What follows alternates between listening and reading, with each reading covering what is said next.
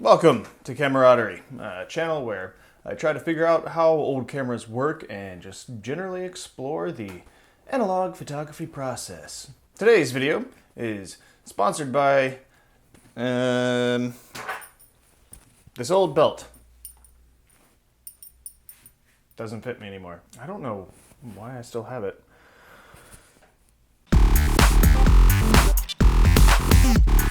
Today we're going to be doing a bit of a different video, sort of more on the educational side of things. I've considered doing a photography basics course tutorial informational thing pretty much since I started this channel way back whenever that was. There's a bunch of reasons why I haven't gotten around to making this kind of video. The biggest reason is probably that I just didn't really know what I was talking about. Once I did get comfortable enough with what we're going to be talking about today, I kind of just figured there were enough of these sorts of videos out there already. But over the last few weeks, I've had a couple people reach out to me either in person or online, just asking if I could do something like this. Just to kind of approach this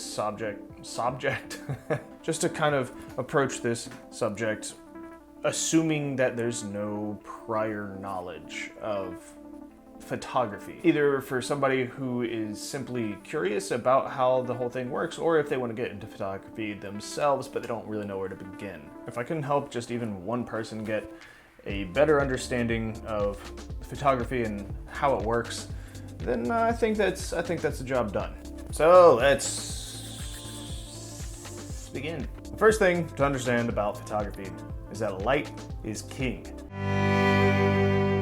Controlling light is, at the end of the day, really the only thing that matters about photography. Photography literally means drawing with light. At its core, that's pretty much all there is to it. It's just figuring out how we do that. How do we draw with light? First, you need a tool to actually capture the light.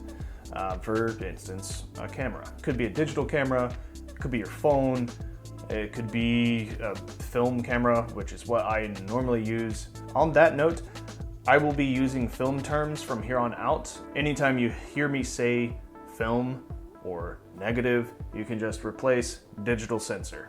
But everything we're talking about today is applicable to both. These are the fundamentals of photography and how to control light. So we've got our light capturing device. Now, how do we control it? How do we draw with light? I'm gonna be throwing some terms at you from here on out. Image, photograph, picture. These are all different words for saying the same thing.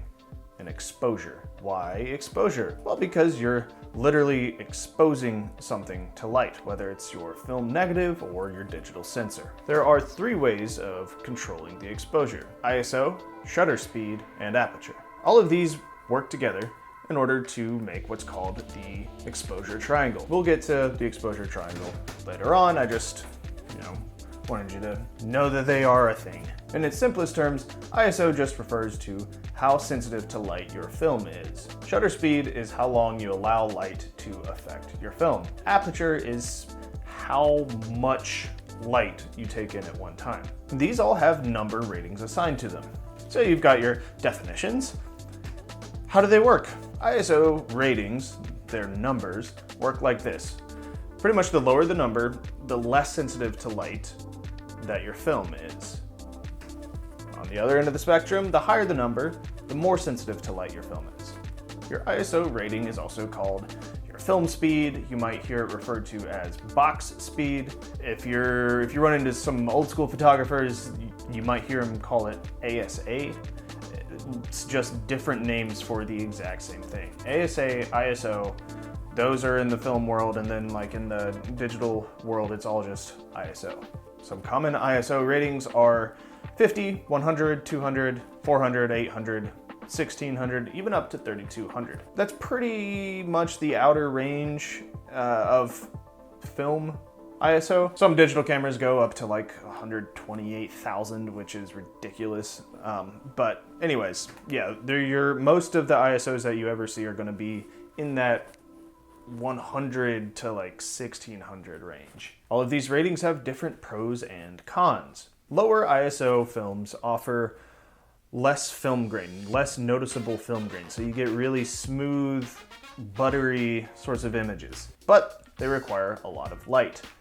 So they're not really ideal for low light situations. So if you're outside on a nice bright sunny day, or you're in the studio with a ton of lights set up, then you're probably pretty good to go with a 100 speed film. You probably wouldn't want to go with an ISO of 1600 if you're in the studio, just because it's almost too sensitive to light, and your highlights, the bright parts of your image are just going to get blown out, and you're not going to have any detail there. On the other end of the spectrum, let's say you're in a dingy bar somewhere at night in an alleyway or something, so there's not a lot of available light, so you're going to want to make use of what is there as best as you can, so you're going to want a higher ISO. For more information on how ISO actually works, why the higher ISO is more light sensitive than a lower ISO, you can check out my other video that I've done on that before. It's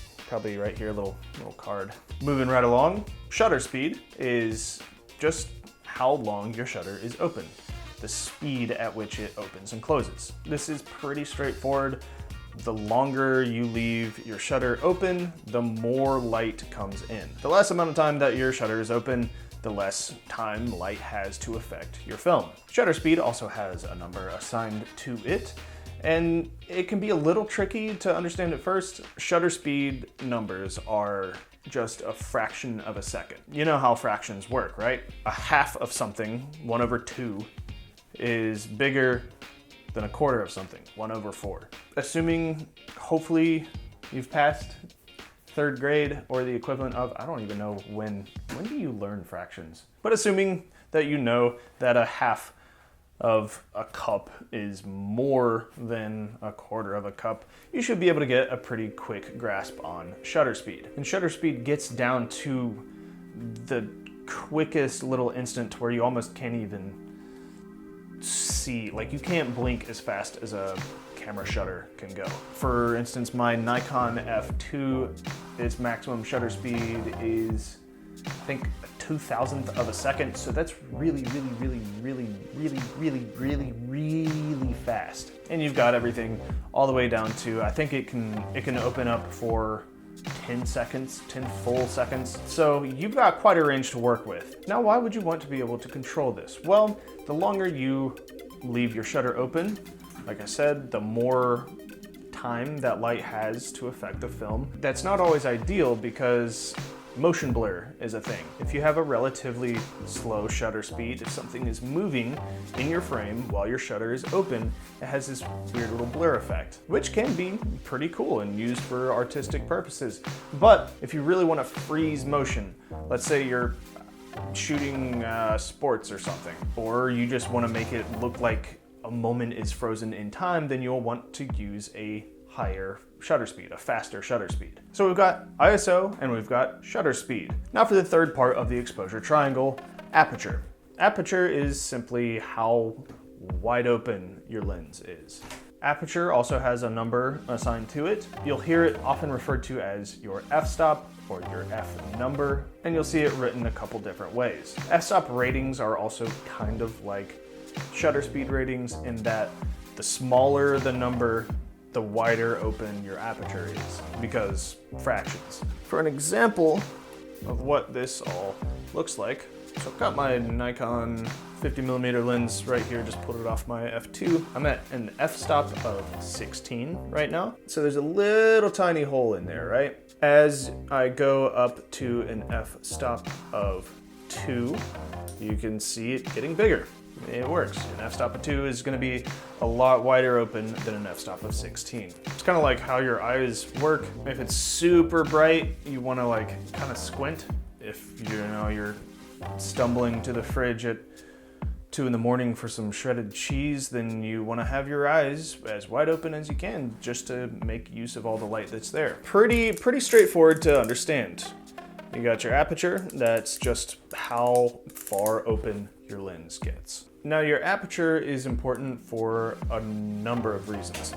Not only is it the thing that concentrates the light and gets it onto your film or your digital sensor, it also controls what's called the depth of field. Depth of field is just how much of your shot is in focus. So with this is the part that probably took me the longest to really get a good grip on, just because I always just kept getting it mixed up. I'll put a few pictures up just because it's a lot easier to show what I'm talking about rather than to talk about what I'm talking about. On the left here, we've got an f-stop of 2. It's gonna be your lens wide open as far as it'll go, or as far as mine will go. And I focused on this little limb that's sticking out of the side of this tree. You can notice that everything else is pretty much just blurry. Like, you might be able to make out what some things are, but the further away you get from that point of focus, the more blurry things become. Like, you can't even really tell what's going on the other side of the street. And for this second picture, I didn't change my focus point or anything. It's still on that little branch coming out of the tree, but I changed my aperture to an f-stop of 5.6. So it's still focused on that branch, but more of the picture is in focus.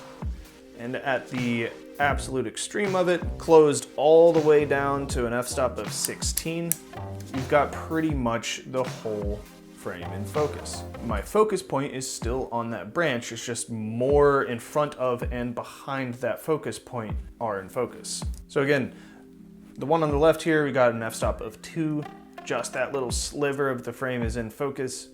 You can tell that there's a fire hydrant, right, and then a light pole, but once you go up to the 5.6, you can start to see a little bit more detail. You can tell that there's probably something written on that street sign right there, but it's not until you really get all the way up to an f-stop of 16 that stuff really starts to become clear. So that's an interesting little phenomenon to me. It's good to get a firm understanding of how depth of field works, just because you can start to really play a lot with it. For instance, if you're doing some portraits, you might want to focus on the person's eyes just to really make them pop, and you want to let everything else just kind of melt away into the background. You know, you want your focus to really, you want to draw the viewer's attention really into those eyes.